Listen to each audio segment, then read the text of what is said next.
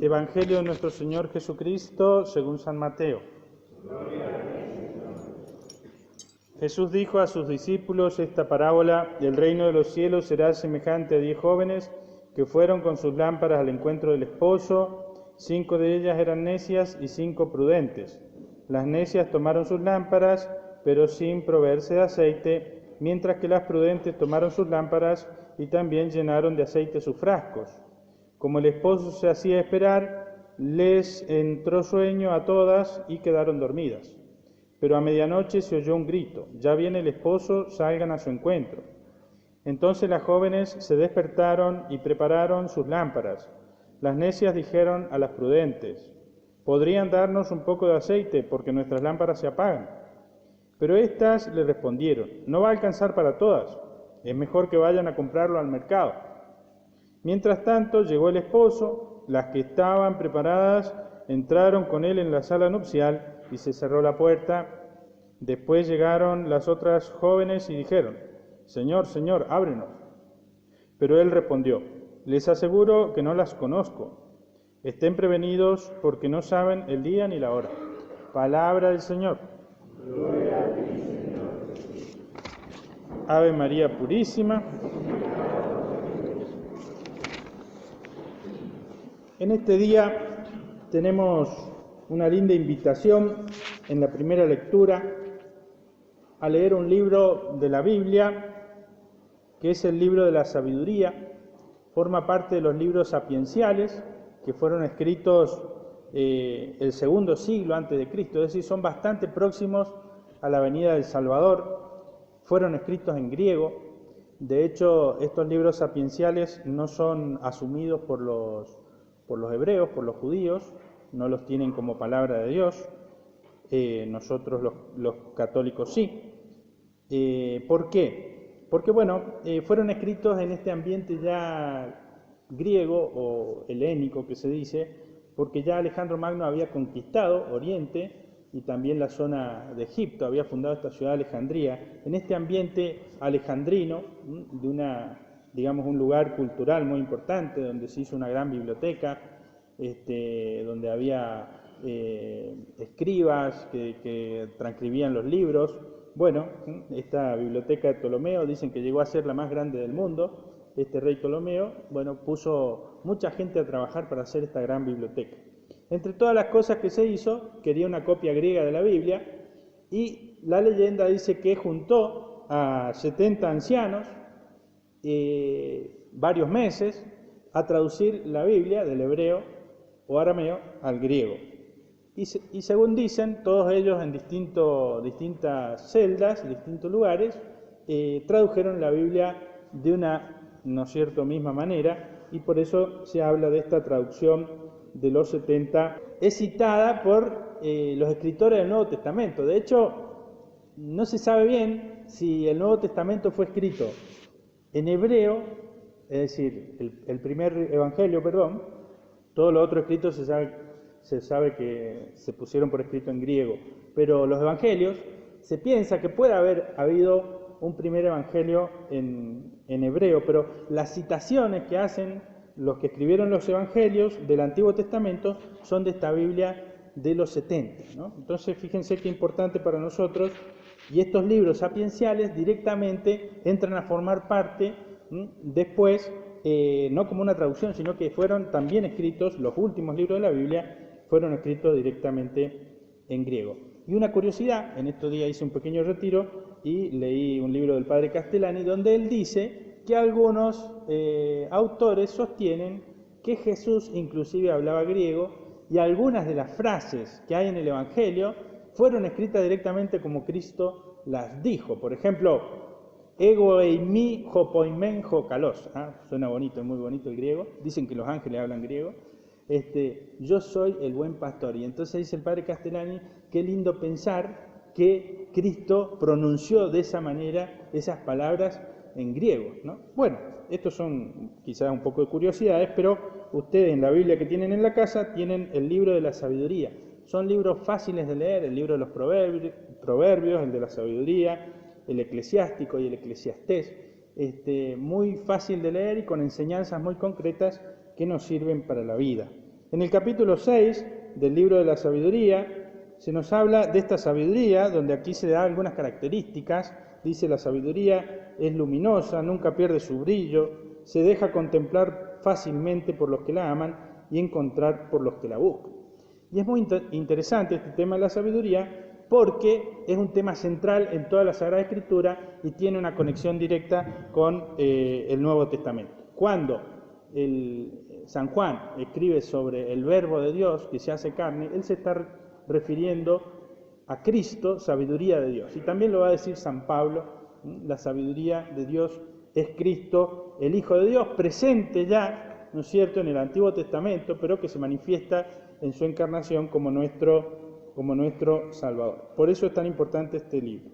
La sabiduría es la misma palabra de Dios, pero también justamente verbo de Dios, logos, que es la palabra griega, significa palabra de Dios. Así que debemos identificar, cuando el Antiguo Testamento habla de sabiduría, se está hablando del Hijo de Dios, de Jesucristo. Y dice: ella se anticipa a darse a conocer a los que la desean. El que madruga para buscarla no se fatigará, porque la encontrará sentada a su puerta. Y esto a mí personalmente, en mi vida personal, me ayuda mucho pensar que el Señor está siempre cerca nuestro, siempre que lo buscamos. Y esta imagen simbólica de decir: el que madruga para buscarla, la encontrará en la puerta, ¿no es cierto?, sentada, esperando. Bueno, podemos interpretarlo literalmente, no está mal levantarse un poco más temprano para rezar, no está mal, y hay gente que lo hace, que lee, por ejemplo, la lectura del día o el Evangelio del domingo, ya lo meditan algún día antes. Bueno, con un matecito, con un café, uno puede leer la palabra de Dios, no hay problema que yo rezo tomando un mate para no dormirme. Bueno, amargo porque dicen que el azúcar es bastante mala, bueno. Pero esta sabiduría está ahí, si nosotros la buscamos, ¿no? ¿Qué quiere decir? El que madruga para buscarla, es decir, aquel que se pone en movimiento para buscar esta sabiduría, la encontrará. Y dice: la sabiduría, meditar en ella es la perfección, y el que se desvela por su causa pronto quedará libre de inquietudes. Fíjense, toda la vorágine mundana y a veces de los problemas económicos, familiares, guerras, noticias o problemas personales, pasiones, etcétera, pecados. El que se desvela por buscar la sabiduría pronto quedará libre de inquietudes, de todas estas inquietudes. Así que fíjense qué importante es buscar al Señor. Bueno, ¿cómo lo podemos buscar concretamente? En la oración, como les digo, en la lectura de la palabra de Dios, en el Santísimo. Yo creo que aquel que tiene una hora de adoración semanal en el Santísimo sabe que cuando entra a la capilla es una persona y cuando sale después de esa hora es otra persona. Y ¿saben qué? No sé, yo, una percepción personal, cuando uno pasa la hora reloj de adoración hay una transformación, pero hay que pasar una hora, 60 minutos, así que llévense el reloj. Pruébenlo alguna vez. Si están angustiados, una receta, si algún día están angustiados, vayan al Santísimo una hora reloj y pasen la hora. Y van a ver que sienten una paz rara en el alma. Y bueno, ciertamente uno después va a desear volver e ir perfeccionando la oración personal. Pero yo recomiendo, eso es lo que yo trato de hacer. En esa hora no me pongo a leer, no me pongo a rezar el rosario. Hay gente que si no reza el rosario se duerme, entonces mejor que recen el rosario. Pero al menos a mí personalmente, o al menos parte de esa hora, la mitad, por ejemplo, media hora, hacer solo adoración, es decir, aquella oración que hacía aquel feligrés del cura de Ars cuando una vez entró y varias veces lo encontró en la iglesia y dice que dejaba el asadón o la pala afuera en la iglesia. Un día le pregunta el cura: ¿qué hace usted cuando viene? Y el hombre decía: yo lo miro y él me mira, ¿no? Es esa oración del corazón. Bueno, traten de alguna parte de esa adoración, hacer esa oración del corazón, hablar más bien con el corazón, con el alma, y bueno, el Señor actúa allí en nosotros, ¿no? Pasemos al Evangelio. Está esta parábola de las 10 jóvenes, 5 de ellas prudentes y 5 de ellas necias. Tenían que tener aceite para las lámparas, todas se durmieron, pero llegó el esposo y 5 de ellas no tenían aceite. Le pidieron a las que tenían y ellas le dijeron, mire, vayan a comprar porque no va a alcanzar para todas. Pero ¿qué pasó? Mientras fueron a comprar, llegó el esposo, entraron las 5 que estaban preparadas y las otras quedaron afuera.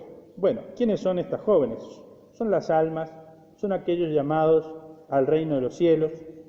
¿Qué es el aceite? Y el aceite es la gracia de Dios, y es objetivamente eso, la gracia de Dios. Y sabemos por el catecismo que al cielo van aquellos que tienen la gracia de Dios. ¿Y qué gracia? La gracia santificante, porque hay gracias actuales, hay gracia gratis date, hay gracias de estado, pero la gracia santificante es algo muy específico y es la presencia de Dios en el alma.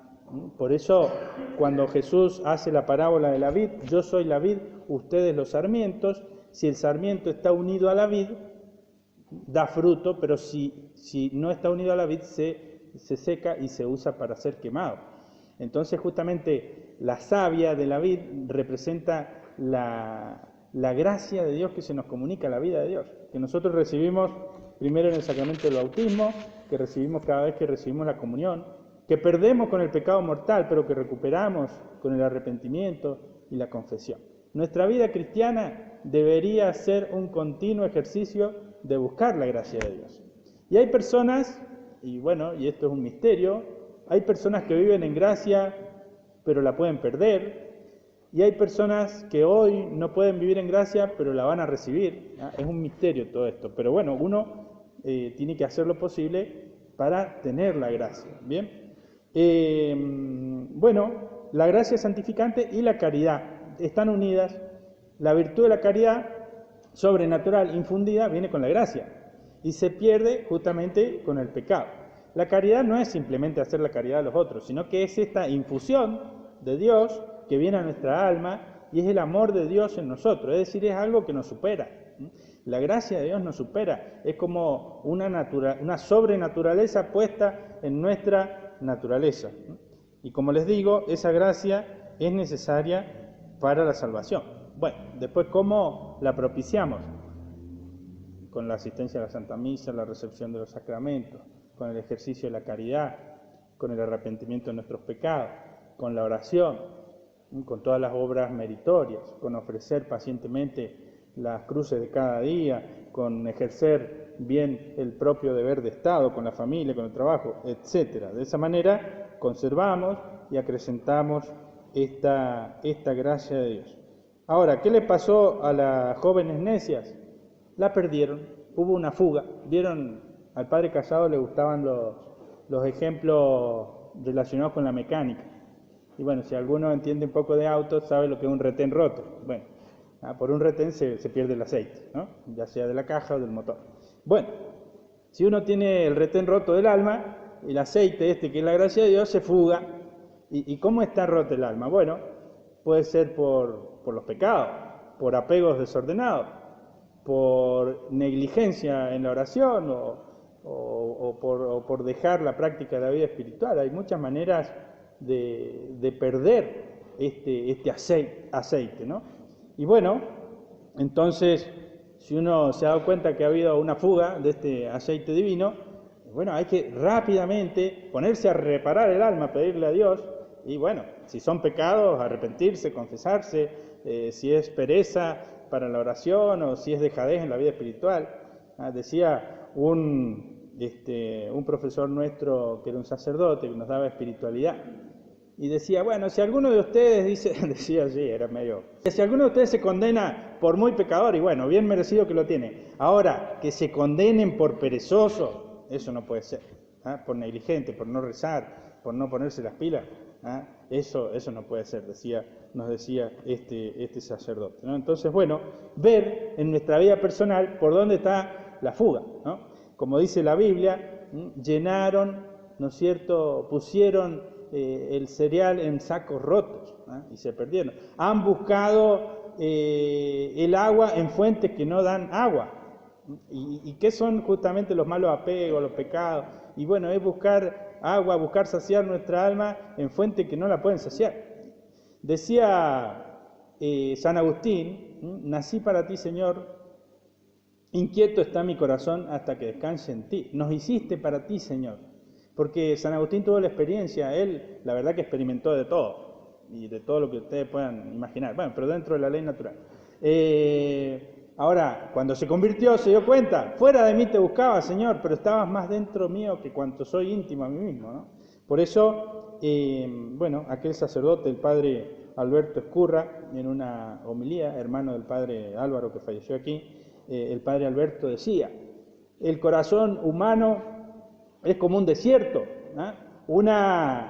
Un vasito no puede saciar la sed del desierto, un balde de agua no puede saciar la sed del desierto, un tanque australiano no puede, la laguna, solo el océano del amor de Dios puede saciar la sed infinita que tiene el corazón humano. Por eso, bueno, esto nos lo da la gracia de Dios, esto comienza en esta vida y será pleno en la vida eterna. Ave María Purísima.